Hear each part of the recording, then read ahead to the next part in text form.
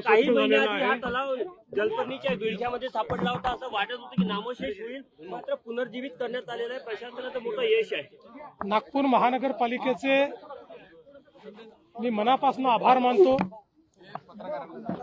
कारण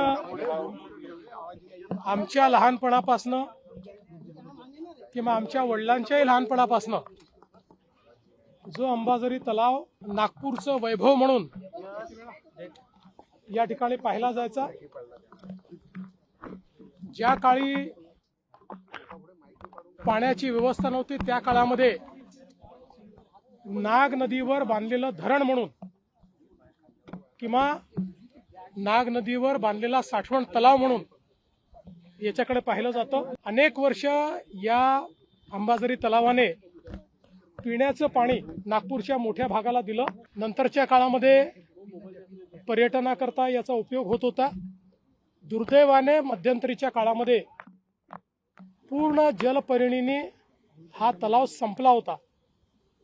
पाण्याचा थेंब देखील दिसत नव्हता आणि नागपूरकरांना चिंता होती की आपला सर्वात आवडता लाडका अंबाझरी तलाव हा नामशेष झाला की काय.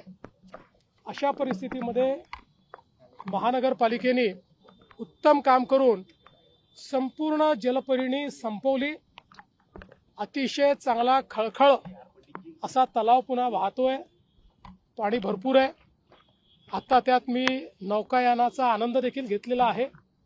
आता पुन्हा एकदा एक उत्तम पर्यटन स्थळ म्हणून याचा विकास करण्याकरता महाराष्ट्र शासन महानगरपालिकेला मदत करेल. हिंगणा एमआयडीसी असेल किंवा वाडी नगर परिषद परिसर, जिथून प्रदूषित पाणी या भागामध्ये येते, ती एक कायमस्वरूपी समस्या राहणार आहे. नाही, ती समस्या याकरता राहणार नाही की आता वाडीचा 13 MLD चा STP हा तयार झालेला आहे आणि पुढच्या 2 ते 3 महिन्यात तो STP कार्यान्वित झाल्यानंतर जे वाडी नगरपालिकेचं किंवा तिकडच्या MIDCचं घाण पाणी या ठिकाणी यायचं ते सगळं पाणी शुद्ध होऊनच येणार आहे.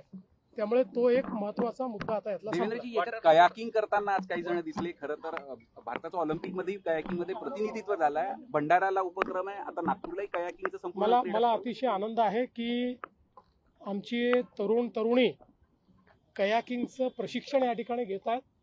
चांगल्या पद्धतीनं ते करतायत.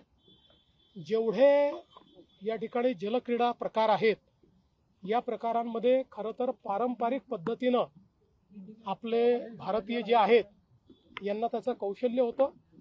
आता पुन्हा अशा प्रकारच्या ट्रेनिंगने ते कौशल्य प्राप्त करून आपल्याला जास्तीत जास्त मेडल्स ते मिळवून देतील, आम्हाला विश्वास आहे.